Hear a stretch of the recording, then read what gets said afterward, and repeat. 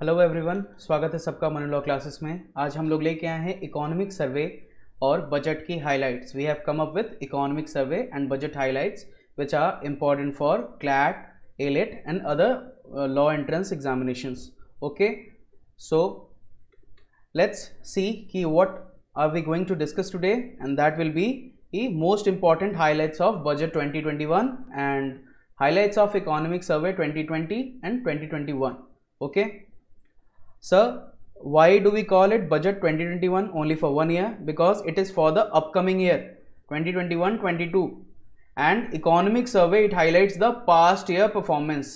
Okay, so that is why we have named it here it like that. So economic survey tells us about the performance of the government in the last 1 year, and budget is also known as budget estimates, which will be estimated income and expenditure of the government in the upcoming fiscal year or financial year. So who prepares the economic survey? It is done by the Department of Economic Affairs under the Ministry of Finance. Okay, who is the chief economic advisor? These are the static questions which might be asked. It is Dr. Krishnamurthy Subramanian, Finance Secretary Shri Ajay Bhushan Pandey ji. And what is the theme of this economic survey? The theme of this economic survey is saving lives and livelihoods. तो ये important चीजें हैं इस साल के economic survey में जो आपको स्टैटिक में याद रखनी पड़ेंगी। ओके, यहां से let's move on to the next slide. देखते हैं कि क्या कहता है इकोनॉमिक। ये जो है, ये पूरा सर्वे जो है, ये सबसे अपडेटेड ऑथोरिटेटिव सोर्स होता है गवर्नमेंट का। ठीक है, अपडेटेड और ऑथोरिटेटिव सोर्स से मतलब ये है कि इसमें जो भी जानकारी दी जाती है, each and every information given in this survey are authentic and they are directly given by the government because it is under the ministry of finance which are provided in the survey. So that is why जो भी इनमें document आते हैं वो सबसे original, सबसे authoritative होते हैं। ठीक है, सबसे अपडेटेड सोर्स होते हैं। हर साल बजट से एक दिन पहले, before the presentation of budget, day before the budget, we see that economic survey is presented in the parliament. First economic survey कब आया था? It came in the year 1950-51 and up to 1964 it was presented along with union budget. Budget के साथ आता था, और लेकिन 1964 के बाद इसको बजट से डीलिंक कर दिया गया और अब ये अलग अलग आता है अभी भी। ओके, इससे चलते हैं इंडियन इकोनॉमी स्नैपशॉट। क्या हुआ है इस साल पूरे इंडियन इकोनॉमी में, ये देखिए। आप देख पा रहे होंगे कि जो इंडिया का जीडीपी ग्रोथ है वो इस साल के लिए आपका नेगेटिव में रहा, because all of us know कि कोरोना पैंडेमिक, लॉकडाउन, तो ये एक कारण था। अपकमिंग ईयर के लिए इसमें प्रोजेक्ट किया गया है कि it will be around 11। Fiscal deficit जो है वो इस साल 4.6 रही because of rise in expenditure. Sir क्यों एक्सपेंडिचर बढ़ा? क्योंकि जिस वक्त पे माइग्रेशन हो रहे थे कोरोना लॉकडाउन में, हमने देखा कि लोग माइग्रेट हो रहे थे, लोगों के पास खाने के पैसे नहीं थे, तो सरकार उस वक्त पे, हमारा वेलफेयर स्टेट है, हम सोशलिस्टिक स्टेट हैं, तो हमारा ये मेंटेन करना है कि हमारे यहाँ कोई भूखा ना रहे, हम सबको खाना दें। तो ये सब सारी चीज़ों के लिए जो खर्च गवर्नमेंट ने किया, इस कारण हम लोग ने देखा कि हमारे फिस्कल डेफिसिट अलग हुई और ज़्यादा हुई। सर फिस्कल डेफिसिट क्या होता है? जो भी एस्टिमेटेड इनकम है गवर्नमेंट का, एस्टिमेटेड इनकम से जो भी है उसमें एस्टिमेटेड एक्सपेंडिचर, ठीक है, जो थे एक्सपेंडिचर, तो हुआ क्या? Expenditure was greater than the income, so this is called fiscal deficit. okay, FRBM act के तहत कितना परसेंट? FRBM एक्ट 2003 ये कहता है कि हमें कितना परसेंट फिस्कल डेफिसिट होना चाहिए? It is 3%। तो ये जो 4.56% है ये ज्यादा है। ठीक है, तो हमें इस चीज का ख्याल रखना होगा। करेंट अकाउंट बैलेंस में हम लोगों ने ग्रोथ देखा है, ठीक है, जो 17 साल बाद देखने को मिला एक तरह से। करेंट अकाउंट क्या होता है? करेंट अकाउंट क्या क्या चीज को ये करता है? It records the earnings. Export पे करने से जो भी हमें फॉरेक्स करेंसी आती है वो हमें अर्निंग है। ठीक है, और experiments, import of foreign exchange bye a nation during a financial. ठीक है, करेंट अकाउंट में क्या क्या होता है? बैलेंस ऑफ विजिबल, यानी जो एक्सपोर्ट्स हम करते हैं और वहां से जो पैसा है जिसको बैलेंस ऑफ ट्रेड भी है, और बैलेंस ऑफ इनविजिबल्स। इनविजिबल्स मतलब सर्विसेस। ठीक है, सर्विसेज जो भी हम प्रोवाइड करते हैं उससे जो भी पैसा है, ये सारा पैसा आता है करंट अकाउंट में। करंट अकाउंट हमारा पॉजिटिव में है, ठीक है, तो ये हमारे लिए एक अच्छी खबर है इस साल। देखते हैं कोविड का इंडियन इकोनॉमी पे क्या इम्पैक्ट है। बजट साफ कहता है, सर्वे साफ कहता है हमारा इस बार कि जो ह्यूमन लाइफ चली गई उनको हम तो वापस ला नहीं सकते, लेकिन जो हमारा लॉस हुआ है जीडीपी में ये है, वो जो टेम्परेरी शॉक था वो कोविड-19 पैंडेमिक के द्वारा वो रिकवर हम कर लेंगे। ओके, 4 पिलर की स्ट्रैटेजी बनाई थी। क्या क्या? Containment, fiscal, financial and long term structural reforms. Okay, containment first lockdown, ताकि कंटेन किया जा सके वायरस को, ठीक है। फिस्कल में और फाइनेंशियल, जिसमें फिस्कल और मॉनेटरी हेल्प दी गई। एक्सपेंशनरी मॉनेटरी पॉलिसी लाया गया। एक्सपेंशनरी मॉनेटरी पॉलिसी का मतलब होता है कि जब मार्केट में आरबीआई चाहती है कि डिमांड को क्रिएट करना, ठीक है, जब भी डिमांड क्रिएट करना है, मार्केट में डिमांड नहीं होती कंजम्पशन बढ़ाने के लिए, उस वक्त आरबीआई एक्सपेंशनरी मॉनेटरी पॉलिसी लाती है। इसका इम्पैक्ट क्या होता है कि जो बैंक्स हैं उनके पास पैसे ज़्यादा होते हैं, तो उस कारण वो फिर क्या कर सकते हैं, उस कारण फिर उसके बाद वो ज़्यादा से ज़्यादा लोन दे सकते हैं, क्योंकि पैसे अपने पास रख के कोई फ़ायदा नहीं है, तो ज़्यादा लोन देंगे। जब लोन ज़्यादा होगा, when they provide more loan, then what will happen कि people will invest more. One thing, when people will invest more, it will lead to infrastructure growth, ठीक है, infrastructure development. When we will have infrastructure developed, then what will happen? After we have developed with the infrastructure का काम जब हो गया तो इससे jobs create होंगे। जब jobs create होंगे, when jobs will be created, then there is an increase in per capita income and production also, because if we are increasing jobs, then those people are end up producing something. तो production बढ़ा, per capita income बढ़ी, GDP growth हुआ तो economic growth हुआ, ठीक है। Per capita income बढ़ी तो क्या है, स्टैंडर्ड ऑफ लिविंग बढ़ी, ठीक है। मैटरनल मोर्टेलिटी रेट जो है वो कम हुआ, इन्फेंट मोर्टेलिटी रेट कम हुआ, क्योंकि हेल्थ फैसिलिटीज बेहतर अब वो बंदा जब कमा रहा है तो प्रोवाइड कर सकता है। दूसरी बात, लिटरेसी रेट बढ़िया होगी, क्योंकि वो नहीं चाहता कि उसका बेटा भी मजदूर बने, तो लिटरेसी रेट भी बढ़िया होगी। ये सारी चीजों को कंसिडर किया जा सकता है, ठीक है। और लॉन्ग टर्म स्ट्रक्चरल रिफॉर्म्स, यानी आत्मनिर्भर भारत, जिसमें ज्यादा से ज्यादा इंफ्रास्ट्रक्चर ग्रोथ करने की बात की जा रही है, और ये सब, तो ये सारी चीजें इंपैक्ट होंगी।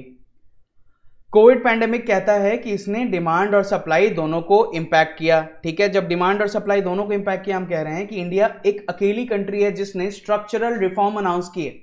इट अनाउंस स्ट्रक्चरल रिफॉर्म, पूरी तरीके से इंफ्रास्ट्रक्चर में चेंजेस लाने की कोशिश की गई। Okay, 1.46 lakh crore package production linked incentive scheme, means ऐसा इंफ्रास्ट्रक्चर ग्रोथ के लिए whatever schemes government has been giving and whatever development government is making, it is to make sure that our country ends up developing infrastructure, so that from being a import oriented country we end up being a export oriented country. So this is the main thing. Demand side measures have been announced in a calibrated manner, ठीक है। जैसे जैसे हमने देखा कि lockdown phase wise खोला गया, ठीक है, पहले थोड़ा फिर थोड़ा, तो ऐसे कर करके क्या किया, थोड़ा थोड़ा गवर्नमेंट ने डिमांड बढ़ाना शुरू किया, ठीक है। डिमांड बढ़ाने के लिए उन्होंने पैकेज अनाउंस किया, स्टिमुलस पैकेज था, आत्मनिर्भर पैकेज का 20 लाख करोड़ का पैकेज दिया गया, ठीक है। तो इससे करके गवर्नमेंट ने क्या किया, डिमांड बढ़ाने की कोशिश की।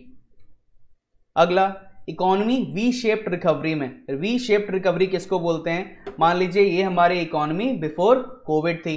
कोविड के कारण क्या हुआ, सारा प्रोडक्शन बंद हो गया, सारा कुछ पूरी दुनिया में एक तरह से, ये ना केवल इंडिया बल्कि होल ऑफ द वर्ल्ड, ठीक है। हमने देखा कि दे वर फेसिंग अ लॉकडाउन, तो ये पूरा का पूरा डाउन हुआ। But Indian economy we saw कि due to the good policies we saw कि there was a V shaped recovery. For example, there was a shock and then उसके बाद धीरे धीरे ये ग्रो करना शुरू किया, क्योंकि हमने फेजेस में लॉकडाउन खोले, ठीक है। जब फेजेस में लॉकडाउन खुलता चला गया तो उसके बाद इकोनॉमिक रिकवरी है। इवन IMF सेज कि इंडिया 11% के लगभग ग्रो करेगा, only country to achieve double digit growth rate, ठीक है, only country to achieve double digit growth rate in the upcoming fiscal year. Reasons क्या है? मेगा वैक्सीनेशन ड्राइव जो चल रहे हैं गवर्नमेंट के, पावर के डिमांड बढ़ गए हैं, जिसमें फ्रेट बढ़ा है, जीएसटी बढ़ा है, जीएसटी कलेक्शन बढ़ा है, स्टील का कंजम्पशन बढ़ गया है, ठीक है, प्रोडक्शन बढ़ी है क्योंकि अचानक से डिमांड बढ़ी है, तो ये भी एक कारण है। जीडीपी का एस्टिमेट किया गया, अभी मैंने बताया कि जीडीपी को एस्टिमेट के अनुसार ये 11% का ग्रोथ लाएगा 2021-22 में, ठीक है। नॉमिनल जीडीपी 15.4% बढ़ेगी। Sir what is real GDP, what is nominal GDP? Real GDP वो है जो बेस ईयर प्राइसेस पे, बेस ईयर के प्राइसेस पे जो कैलकुलेट होती है। बेस ईयर हमारा क्या है 2011-12। So real GDP is that GDP that which is calculated at base year prices, and nominal GDP is that GDP which is calculated at current market prices, okay, current year prices और current market prices. So this is thing. अगला India GDP जो है वो 7.7 से contract हुआ, जैसे हमने शुरुआत में भी डायग्राम में देखा, ठीक है। उसके बाद फर्स्ट हाफ में ये 15.7 से डिक्लाइन किया, और सेकेंड हाफ में that is from October to March it falled only 0.1%. That is because the demands got increased due to reopening of all the services. Okay, sector wise agriculture remained the silver lining. Why? Because everything was closed except agriculture. Every production was closed except agriculture. So agriculture remained the silver lining. माने agriculture ने अच्छा रखना, अच्छा काम किया, ठीक है। जो worst hit थे उनमें आता है मैन्युफैक्चरिंग और कंस्ट्रक्शन का सेक्टर, और कॉन्टैक्ट बेस्ड सर्विसेज, जो भी कॉन्टैक्ट बेस्ड सर्विसेज मिलती हैं, ये भी इन लोगों को भी काफ़ी ज़्यादा नुकसान पहुंचा कोविड की वजह से। और जो एक्सटर्नल सेक्टर है उसने एक क्वेश्चन प्रोवाइड किया एक तरह से। सर क्वेश्चन कैसे प्रोवाइड किया? क्वेश्चन इससे प्रोवाइड किया कि जिस टाइम पे हमें बाहर से करेंसीज की ज़रूरत थी, हमें फॉरेन करेंसी की ज़रूरत थी, ताकि क्योंकि जब हमने एक्सपेंशनरी पॉलिसी लाई थी तो गवर्नमेंट की जो फिजिकल डेफिसिट होती है तो उसको डेफिसिट को फिनांस भी करना पड़ेगा। डेफिसिट फिनांस कैसे करती है? आरबीआई ज़्यादा नोट छापती है। तो इन दैट टाइम, ठीक है, हमें अलग से जब एक्सटर्नल सेक्टर से हमें फॉरेक्स करेंसी आनी उस वक्त जारी थी, जिस कारण हमें क्या हुआ कि हमारी फिजिकल डेफिसिट ज़्यादा नहीं हुई, नहीं तो जो 4.6% हमने देखा वो उससे भी ज़्यादा हो सकती थी, ठीक है। अगला चलते हैं फॉरेन इन्वेस्टमेंट पे। एफडीआई और एफपीआई में सिंपल जो आपके लिए इंपॉर्टेंट है क्लैट के लिए, आप ये समझो कि एफडीआई क्या है और एफपीआई क्या है। जब भी कोई फॉरेन कंपनी है इंडिया में, मान लो ये मैंने सबसे पहले लेक्चर में भी बताया था एफडीआई एफपीआई में, कि इंडिया में कोई कंपनी शुरू करना चाहती है, टेस्ला का एग्जांपल दिया था, कम्स टू इंडिया, ठीक है। तो इंडिया में कंपनी शुरू करना चाहती है यहाँ पे रह के, देन ठीक है, यहाँ पे एक सब्सिडियरी कंपनी खोलना चाहती है, यहाँ पे काम करना चाहती है, एक प्रोडक्शन यूनिट बनाना चाहती है, it will be called FDI, ठीक है। और पोर्टफोलियो इन्वेस्टमेंट की यहाँ के शेयर्स में, डिबेंचर्स में इन्वेस्ट करना, वो कैसे कर सकती है कोई, क्योंकि इनको माना जाता है, इसको हॉट मनी भी कहते हैं, क्योंकि शेयर मार्केट हम सब जानते हैं बहुत सेंसिटिव मार्केट है, ठीक है, इसलिए सेंसिटिव इंडेक्स कहते हैं, सेंसेक्स, ठीक है, बहुत सेंसिटिव मार्केट है। तो उस वक्त पे जब वो मार्केट सेंसिटिव है तो उसको क्या किया जाए, क्या उपाय किया जाए? तो इनको पोर्टफोलियो में इन्वेस्ट करना जाता है। एक डायरेक्ट शेयर में आप किसी एक कंपनी में इन्वेस्ट नहीं कर सकते। फर्स्ट थिंग, आप डायरेक्टली इन्वेस्ट नहीं कर सकते। There will be investment bankers who will invest on your behalf, ठीक है, अलग अलग कंपनीज में, अलग अलग शेयर्स में वो लोग इन्वेस्ट कर देते हैं, ठीक है। तो this is called portfolio investment. I hope it is clear to everyone. Now services sector, it accounts for over 54% of India's gross value added, ठीक है, और almost 4/5 of total FDI flow into India. तो ये हमारा service sector का contribution है, ठीक है। ये 48% ऑफ टोटल एक्सपोर्ट्स है, out performing goods exported in recent year. इस साल काफी अच्छा रहा, ठीक है। स्टार्टअप भी देख रहे हैं, ये काफी अच्छा प्रोग्रेस कर रहा है कि पहले 38 यूनिकॉर्न से और ज्यादा 12 यूनिकॉर्न ऐड हुए, ठीक है। लास्ट ईयर 26 थे, इस ईयर 38 हो गए। इंडिया का स्पेस सेक्टर हमने सभी जानते हैं कि इसरो कितना अच्छा काम कर रहा है, ये भी काफी अच्छा ग्रो कर रहा है एक्सपोनेंशियली। जो पास्ट 6 सालों से या 60 सालों से हम देखेंगे, 6 डेकेड्स है, बहुत ही अच्छा काम किया है, ठीक है। स्पेस सेक्टर ने गगनयान, मंगलयान इसका उदाहरण है, ठीक है। चंद्रयान उदाहरण है इसका कि कितने कम पैसों में कितना, जब साइंस एंड टेक्नोलॉजी को हम जानते हैं कि हमारे यहाँ बजट में कितना % इन्वेस्टमेंट किया जाता है, उसके बावजूद इतना अच्छा अपने आप में अचीवमेंट लाना और ये अचीव करके दिखाना, ये इसरो की बहुत बड़ी काबिलियत है, ठीक है। इससे ये प्राइवेट प्लेयर्स को भी अट्रैक्ट कर रही है, एंगेज कर रही है, ठीक है। जैसे टेस्ला है जिसने नासा के साथ मिलकर फर्स्ट ह्यूमन फ्लाइट भेजी, वैसे इसरो भी प्लान करने की कोशिश कर रहे हैं, प्राइवेट प्लेयर्स को इनवाइट किया जा रहा है, जिससे इनोवेशन और इन्वेस्टमेंट अट्रैक्ट होता है, ठीक। एग्रीकल्चर ये ग्रोथ में आया है, एग्रीकल्चर 3.4% का ग्रोथ किया है, ठीक है। जो भी सीएसओ की एस्टिमेट्स थी, ठीक है, इसमें ग्रॉस वैल्यू एडेड जो करंट प्राइसेस पे है 17.8% से बढ़ा, ठीक। इंडिया और इनोवेशन, ये एक बहुत इंपॉर्टेंट चीज है, ये हमें देखना चाहिए कि प्राइवेट सेक्टर का इनोवेशन जो नीड ऑफ द आवर क्यों कहते हैं, क्योंकि इंडिया का जो R&D पे खर्च है वो 0.65% ऑफ जीडीपी है, जो पूरे जो टॉप 10 इकोनॉमीज है उनमें सबसे कम है, ठीक है। और जो इंडिया गवर्नमेंट का सेक्टर कंट्रीब्यूशन है वो जो 3 times the average of government contribution in top 10 economies, जो भी वहां पे गवर्नमेंट इन्वेस्ट करती हैं उससे हम लोग 10 गुना ज्यादा कर रहे हैं, ठीक है। ये 3 गुना ज्यादा कर रहे हैं जो टॉप 10 इकोनॉमीज है, और लेकिन यहाँ पे हमारे यहाँ प्राइवेट सेक्टर जो है ये उतना ज्यादा सपोर्ट नहीं कर रहा है। पूरा कारण इसमें प्राइवेट सेक्टर की भी गलती नहीं है, क्योंकि हमारे यहाँ नियम कानून बहुत ज्यादा है जिस कारण इनको पूरा फ्रीडम नहीं मिलता काम करने का, तो ये भी कारण है। और जो यहाँ पे जीडीपी में हमारा कंट्रीब्यूशन है R&D पे, इनोवेशन पे, वो भी काफी कम है। तो ये कुछ मेजर कारण है, ठीक है।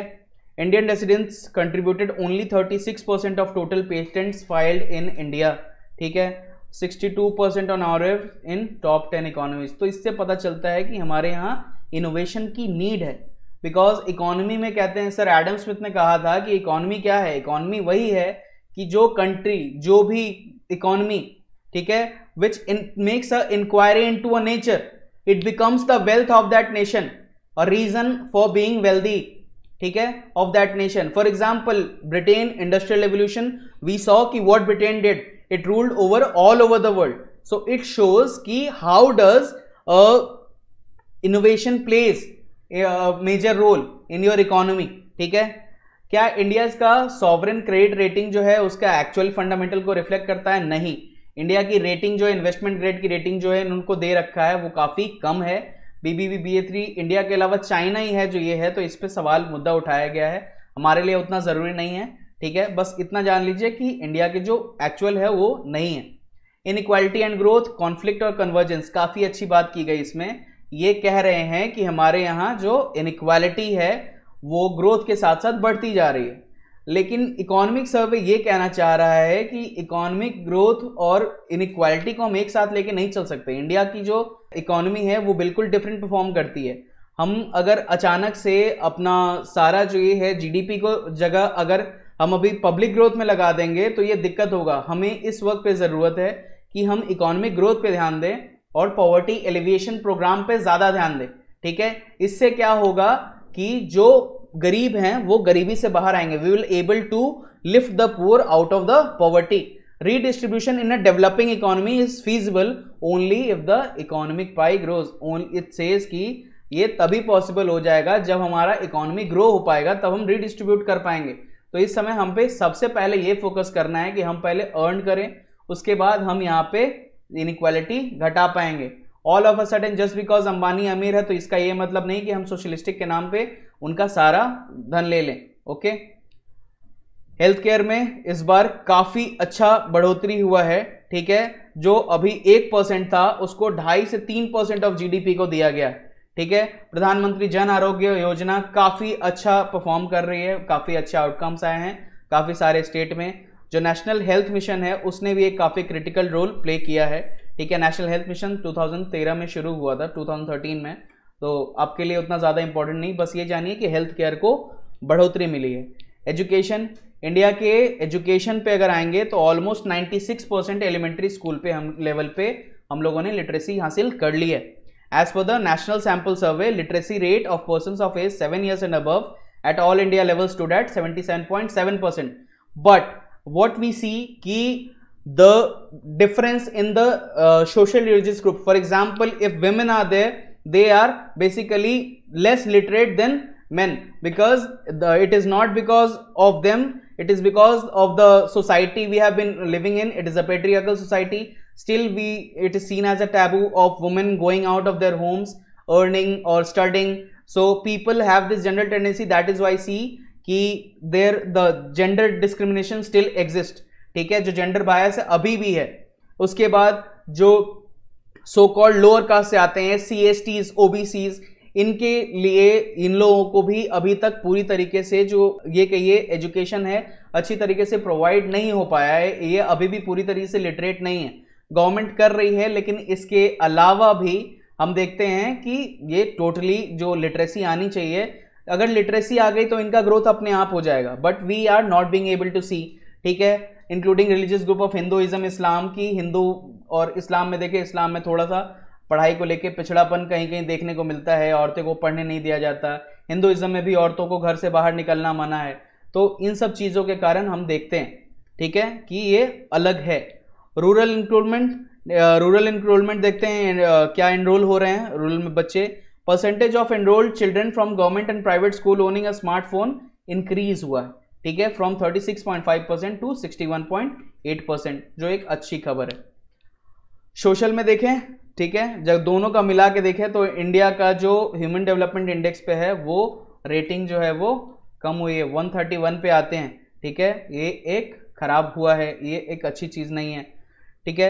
गवर्नमेंट क्या इनिशिएटिव ले रहा है, गवर्नमेंट आत्मनिर्भर भारत योजना की तरह सोच रहा है कि किसी तरह एम्प्लॉयमेंट को बूस्ट करेंगे, जिससे क्या है कि फॉर एग्जाम्पल ये ट्रिकल डाउन इफेक्ट आ जाएगा बाद बाकी तीनों सेक्टर में। फॉर एग्जाम्पल कि if we are investing in giving them employment, ठीक है, जॉब्स आए, जॉब से फिर जैसे बताया स्टैंडर्ड ऑफ लिविंग बढ़ गई, स्टैंडर्ड ऑफ लिविंग अच्छी हो गई, स्टैंडर्ड ऑफ लिविंग जब अच्छी हो गई तो वो इन्वेस्ट करेगा अच्छे हेल्थ में, तो maternal mortality rate, infant mortality rate कम होगी, लिटरेसी रेट बढ़ेगी, अच्छा खाएंगे, अच्छा स्कूल में पढ़ेंगे, तो इससे जो होगा ये ट्रिकल डाउन इफेक्ट होगा जो गवर्नमेंट यहां करना चाह रही है, ठीक। Female participation, female labour participation rate, ठीक है, फीमेल का बहुत सारा टाइम अनपेड डोमेस्टिक वर्क पे जाता है, जिसके लिए अभी हाल फिलहाल हमने देखा कि कमल हासन की पार्टी मक्कल निधि मय्यम ने विमेंस को बेसिकली क्या किया है कि हाउसवाइफ्स को उन्होंने सैलरीज प्रॉमिस की है, ठीक है। तो हम लोगों को नॉन डिस्क्रिमिनेटरी प्रैक्टिसेस चलाना चाहिए वर्क प्लेसेस पे भी, जिसमें equal pay for equal work होना चाहिए, विमेन और मेन दोनों को इक्वल पे होना चाहिए, ये हमारा मेन मोटिव होना चाहिए कि हम ये इंश्योर करें।